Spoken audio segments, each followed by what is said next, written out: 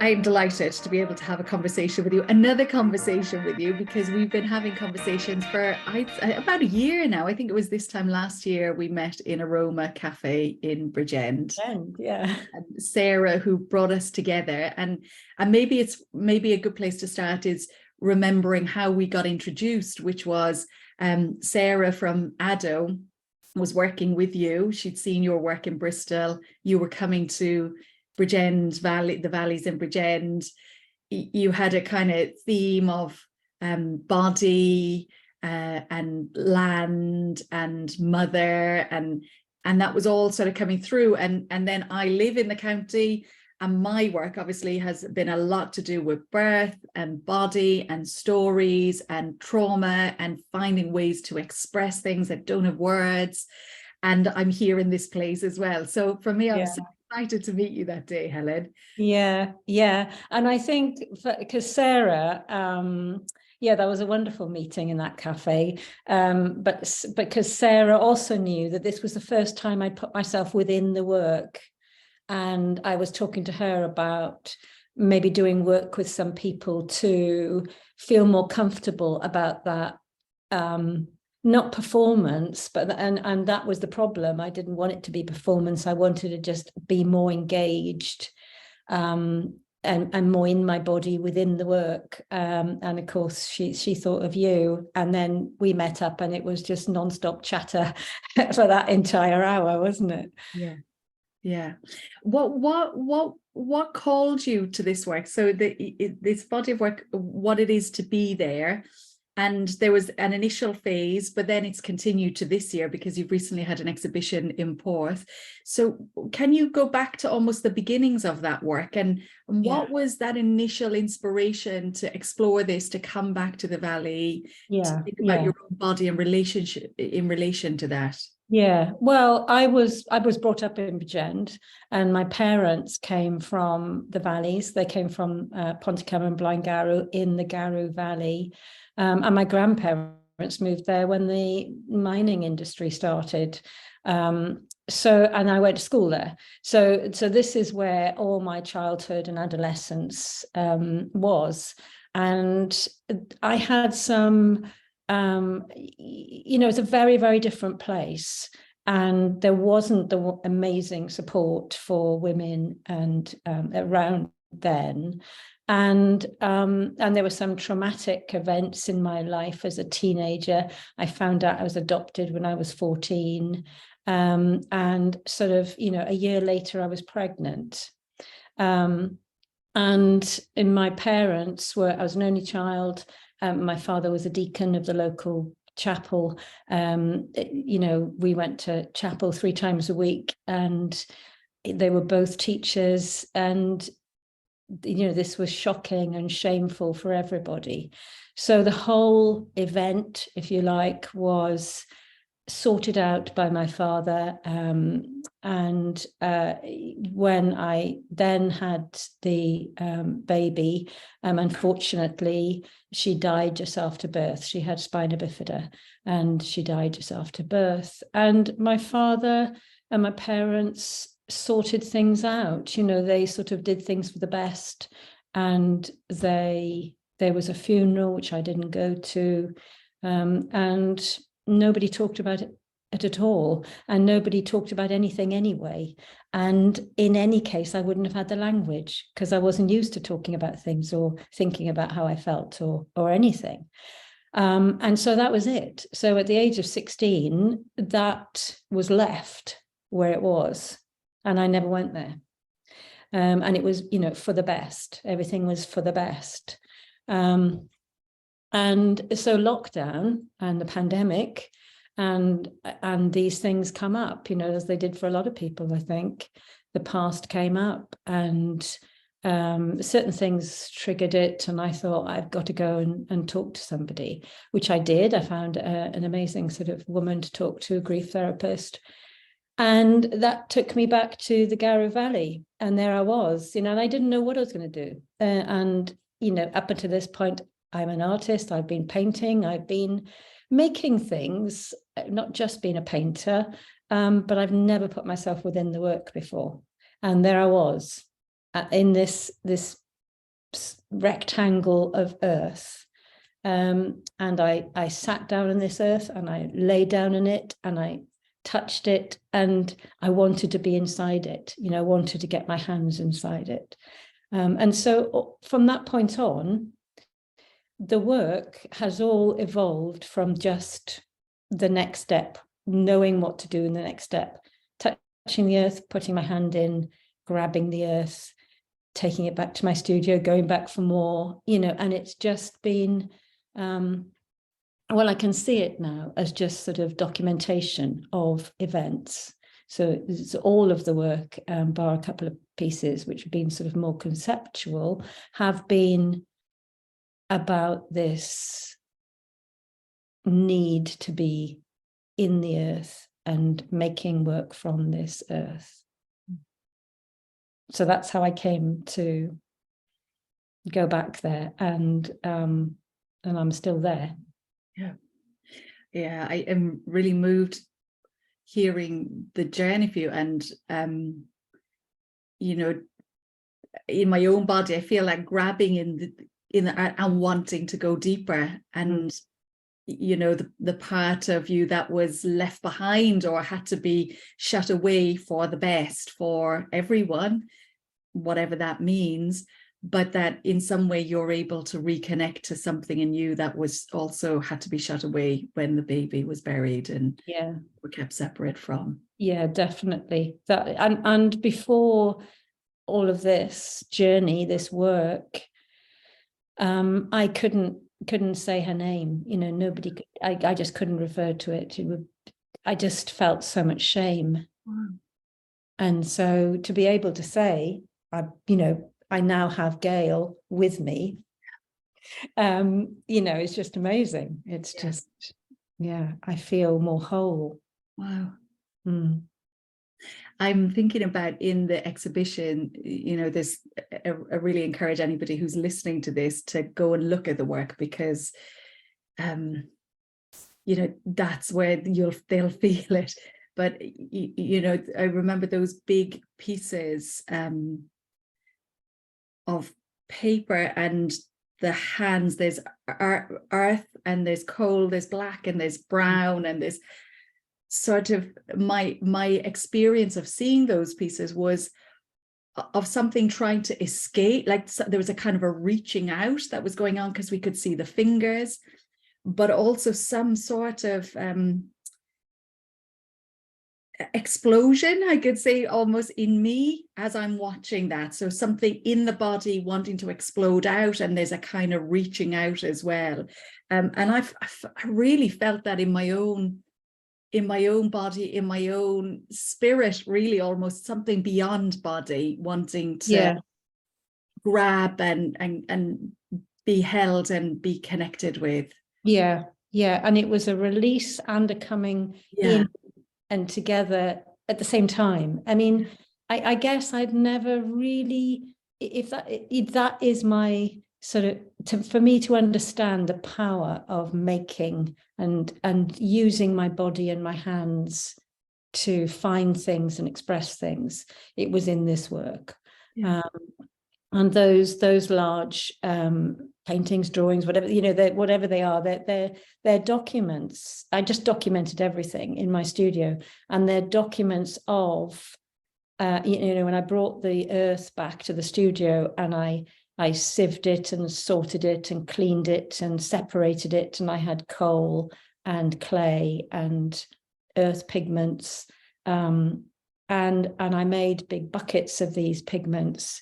And one day I'm in my studio and everybody else has gone home, because I share this big space with people. Everybody else had gone home. It's freezing cold. And I thought, I won't need to put this on my body. And so I just took all my clothes off and I put this on my body, and I lay down and I put paper down, because I just knew I needed to document things, because I didn't understand things when I was doing it. I just did it. And I knew that afterwards, these documents were serving to help my understanding. So then I could sit there and think, what is this? And I would see things in the documentation and know what to do next. And so that night, there were these large pieces of paper on the ground, and I put all this pigment on me, and I'd never done anything like this before. And I sat and laid and held things, and all of this afterwards, not thinking about what was on the paper and not making something. And afterwards, when I sort of hung this piece of paper up, and I could, as you just described, I could see it all. I could see the clawing and the marking and the sort of explosion of feelings, and also the gathering together. There'd be these pools of soil and things, and I could see the sort of also the gathering together that had been happening, and it just. And it's sort of, I guess, having had some therapy as well, and I think I was still sort of talking to this person at the same time, I was thinking it's like these explosive moments of all of this feeling and all of this expression, which is impossible to understand at the time. And it takes ages then just to allow it just to sort of filter down, and just to be able to then put it into words, and then to have something to think about or talk about, but that's a whole process in itself. And so I sort of learned, fast-tracked, just to learn to just sit and be with the work. With another occasion, somebody said I probably had clay there, and I needed to sieve this mixture, this sort of, I'd filtered it, I'd put it through sieves, and then I then needed to filter out the water. And I used these old pillar slips, and I had these old pillar slips full of soil hanging in my studio. And at the end of the day, I just sort of sat there with my cup of tea looking at these things, and I thought, they're like pregnant bellies and leaking breasts hanging in front of me. And, just the sort of enormity of that when you sort of sit there and you realize, oh yeah, well done, subconscious. That's why I've just done that. Yeah. And then sort of catching up with it and understanding it. And when Gail was born, I didn't see her. I didn't hold her. And again, that just wasn't the way. And I remember this probably very kind midwife saying, when I said, can I see my baby and things? And she said, you probably won't want to. And she was spina bifida, and she was hydrocephalus, so she probably had a very large head. And she was being kind. But for me, and in a way, in a funny way, it helped me to get through this period of nobody talking about it, because I assimilated that I had sort of given birth to, elephant child, this thing that nobody wanted to look at. Yeah. And suddenly I had these forms that I could hold. Yeah. And a lot of the time with these wet sacks, I was holding them to my body. So I was being able to experience this, to see these forms, to hold them, to feel their leakiness against me. So, it was very, very powerful. Yeah. And Helen, like, as you're describing it, I was so moved, like, seeing this work in a way that I have to say, I don't find most artwork moves me generally. If it's too conceptual, I'm just like, oh, it's clever. I appreciate that. I appreciate the form. I appreciate the skill. It's a kind of intellectual appreciation of something, but it's actually very rare where I feel in my body, in my being, moved by something. And your work did that for me. And I remember in the film, because you've then filmed some of this process of working with these materials. And so we see you covered in the material, moving. And there's a moment, it's so clear in my mind, where you have one of those leaky sacks in a way pressed to your belly, and the ripple of the sack, it's like I just felt it in my body. And yeah, I felt so close to the work, and the work felt so close to me in a way that most artwork doesn't touch me in that way. So I really appreciate your body, you know, in the work, because I was able to find the work then in my body. There was some kind of, you know, I don't want to say transference because it's too loaded, but some very deep connection in me to your work in a way. But also then when I hear you describing your experience, I feel emotionally close to you, as you know, and to that very young you who wasn't able to have that experience. It's wonderful to hear that, because it reinforces this idea for me, having not been I didn't have an embodied practice. And so to step into this, and it sort of confirms that if this is a genuine act, you know, it's an event, it's just a recording of that, then something comes across. I am getting an enormous amount of healing, and healing is the right word, I don't know, but you know, that sort of generative, it's a generative material anyway, to be working with the earth and the clay, and it's a hugely generative process of having this embodied way of working now. So to hear that comes across, and that there is something that you are picking up from that, and that people pick up from that, just is enormously reinforcing that it's the right thing to be doing. And I guess it's the other thing about my sort of childhood, and you know, my parents were very, very keen on education and doing things, and everything had to be very right, you know, and done well. You know, it's all about doing things well. And so if you're going to play the piano, you do it well. And if you're going to paint, you do it well. And this sort of destroys all that, you know, it sort of knocks all that down, and it just goes, you've got to do it from the heart. Yeah. You know, it's got to be genuine. Yeah.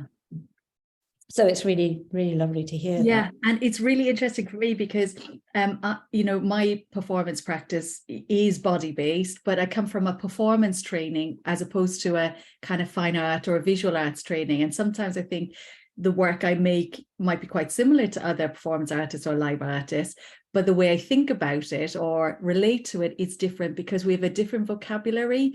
So for me, my body is always, it's the only thing that's in the work really to start with, because it's me showing up. And then there's whatever I relate to. The space is usually the thing that will come next. And then there'll be words, sounds, something coming out of my, you know, here, and then there might be objects, and then there might be materials, and then there might be technology, and you know, there might be other things outside, but I always relate to the work first and foremost from my body, because I am always there in my body. Even when I'm thinking, I'm still here there's a body doing the thinking as well.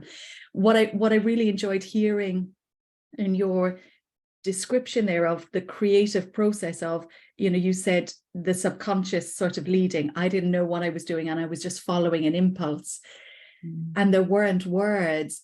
For me, that also echoed with when you described as a teenager, you didn't necessarily have the words to describe how you were feeling anyway, that it wasn't part of the language, of the culture, of the expression, but that there's always something in us as human beings that even if we don't have the words, if we just allow a bit of space for some expression in some way, that something can come through. And this kind of thing where we can use creativity, whether it's artwork or mark making or objects or clay or writing, whatever that is, allow something to be expressed, and then we can sort of have it outside of us, and then we can look at it and know something about our experience once it's outside. That when it's inside, it's like it's not formed yet. We don't know it clearly. Only we know the impulse or the urge or the feeling or something like that. Yeah, the problem with not expressing it and not finding an expression, even if that's not in words, is that it's internalized. Yeah. You know, there was 2.5 decades that I was in a very bad place, really, you know, from eating disorders to, you know, addictions and you know, bad relationships, and it's self-destruction. You know, the result of that event impacted me until I was in my mid-30s. And it was only then that I started to understand and thought, and I think up until that point, I just genuinely thought I was a bad person. Yeah. And this thing that had happened, this shame that I carried, was my shame. And, you know, so I can see the huge damage of not being able to express things. Even as you say, even if it's not to the point of words.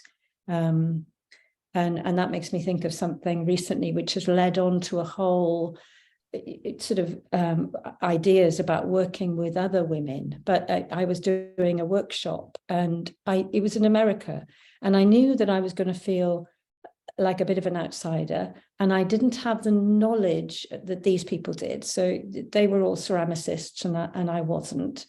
And I knew I would feel uncomfortable, but I wanted to do it. And so I had a piece of clay with me, and I started to just roll in little balls of this clay and then to squeeze it. And I just kept these little squeeze things, and I didn't think about it too much. And then afterwards I looked, and I had this sort of table full of these little squeezed clay pieces. And I thought, that is an iteration of this workshop, my experience of this workshop. And I just thought how powerful that was, you know, that I was able to express these different emotions I was feeling through this 2-hour workshop with this clay. I hadn't put it into words, but I had expressed it. And so that's something I've taken on to work with people. Yeah, so it is very powerful, just allowing that expression through something. Yeah, and it's like in a kind of nervous system, I would say, that we're able to stay with the feeling without needing to dissociate from it, because that would be kind of how most people would learn to manage and cope with overwhelm in the body, is dissociate from the body and go into thinking, overthinking, whatever. So that by something about being able to stay with some pressure in your hands, just that is allowing the feeling to just to be expressed through the nervous system. It's able to stay regulated enough for you to stay in the room and not need to leave or feel like it's too much. So it's incredible, isn't it? Because it's not, you know, it's not even saying, oh, let's talk about an experience or let's talk about how you feel. It's none of that. Like, express it, just allow it to be here, allow it to be here, allow it to be here. And I'm thinking, you know, people, when they're listening to these podcasts, it might bring up stuff for people. And I tend to not do like trigger warnings, because I think the word trigger, immediately my nervous system goes, what, you know, I got the alert or something. But actually being able to find those resources. So as you're speaking, I'm aware of my back against the chair, my hands are on my leg here, and I notice my hands are just pressing a little bit, just very gentle, and just this kind of self-soothing that we can do to be able to just have this flow of whatever is in our own system as we're with another person, and to be able to stay present to ourselves and to each other. You know, if for me, maybe I'll just add in, a few years ago I was doing a project called Breath Cafe. So I was working with women and finding these ways through the body to express something of the breath story, whatever kind of breath experience it might have been. And there was something about going through the body that wasn't about going, this happened, then this happened, you know, the kind of way we might come to tell stories to other people to keep them interested or whatever. So often women will connect with parts of their experience which they kind of didn't remember or didn't seem significant. They weren't the big moments or whatever. It was just like something that the body remembered. I remember somebody holding my hand, or somebody might have said, oh, I remember this feeling on my chest, or I remember feeling this behind my back. And it just brought these somatic memories that usually had extra resource. Like when we allow more of our bodies to be present in our awareness or in our remembering, more of us can be remembered in some way. It just, like, it's like the tissue, there's a fleshiness that comes in the remembering that otherwise just wasn't there. Otherwise, maybe it's just images of what we remember, but then there's more of us that is there. Yeah, and I think I'm learning is to pay attention to that, because I think those are things which I wouldn't have. It's not that I maybe would have noticed, but I wouldn't have paid any attention to what, the warning signals, or the sort of how you feel your body react to something. I just wouldn't have paid attention to it, and so that's a really. I mean, and just as you say, just sort of even like with that workshop, I paid attention to what was going on in me, whilst I was also able to engage, cerebrally to this workshop. Yeah. I was able to allow that expression as well. There's something in me which has discovered that that's important without thinking too much about it. Yeah. I can just see the results. So, I think there's a lot about learning for me, but to learn to pay attention to what my body is saying. Yeah. So in terms of this body of work, and that was part of your own exploration of going back to Bridgend and finding something for yourself again, a part of yourself, and Gail, and being able to name her and have her here with you. What next? Does this work sort of come to a natural end of like, okay, it's done now, and now my interests are going off in different directions? Or what happens with a body of work like that that's so connected to your own body and the place that you came from? So no, it's definitely not done. It's very much a start of something. Like, I feel it's like a rebirth of a new way of working and a new way of being with myself, and going out there. And right now, I want to really focus on nurturing that way of working and listening to my body and learning about ways that might help me to do that. I'm working with some somatic practitioners, that sort of thing, just to help me to trust myself more. And I think it's a lot about that. I think it's about learning to practice through my body and in my practice how to trust myself. And I guess I feel like I brought things out from deep inside me, and I brought things out from deep in the earth. And now I'm sort of standing upright and looking out and looking at this landscape that's shaped me, as a bigger and a more complete person.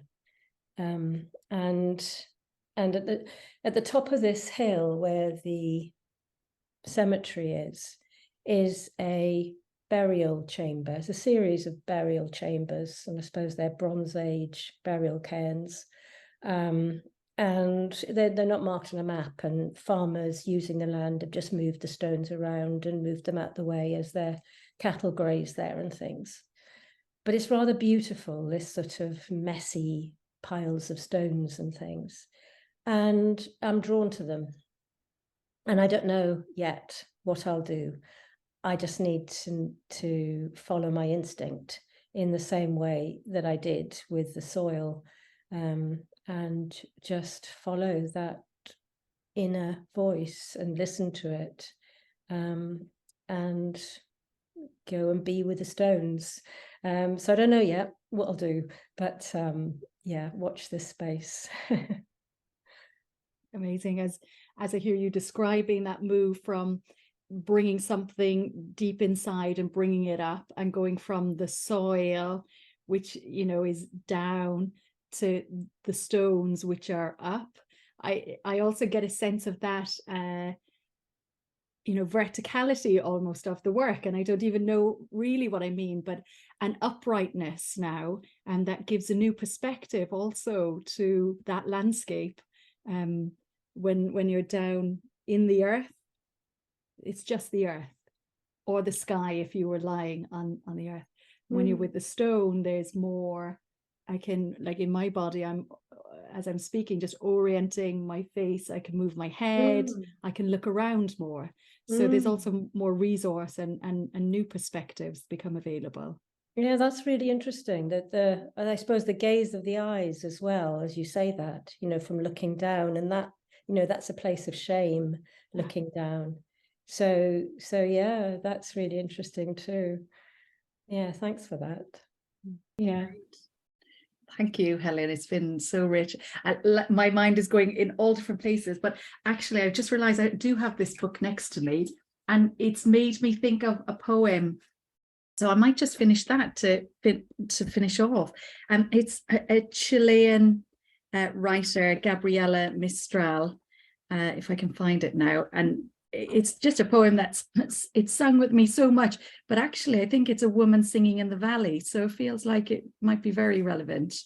Yeah, is that okay to finish with this? So by Gabriela Mistral, and translated by Langston Hughes in this amazing book. It's Women in Praise of the Sacred, edited by Jane Hirschfield, and it's called Song. A woman is singing in the valley. The shadows falling blot her out, but her song spreads over the fields. Her heart is broken, like the jar she dropped this afternoon among the pebbles in the brook. As she sings, the hidden wound sharpens on the thread of her song and becomes thin and hard. Her voice, in modulation, dampens with blood. In the fields, the other voices die with the dying day, and a moment ago, the song of the last slowpoke bird stopped. But her deathless heart, alive with grief, gathers all the silent voices into her voice, sharp now, yet very sweet. Does she sing for a husband who looks at her silently in the dusk, or for a child whom her song caresses? Or does she sing for her own heart, more helpless than a babe at nightfall?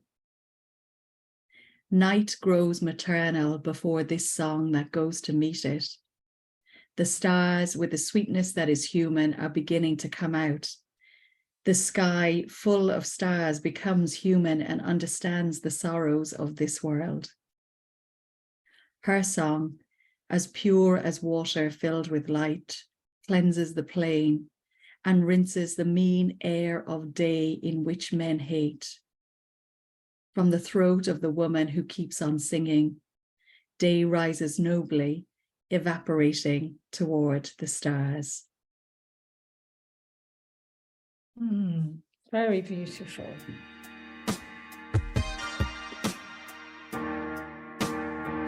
Thank you. Yeah, thank you.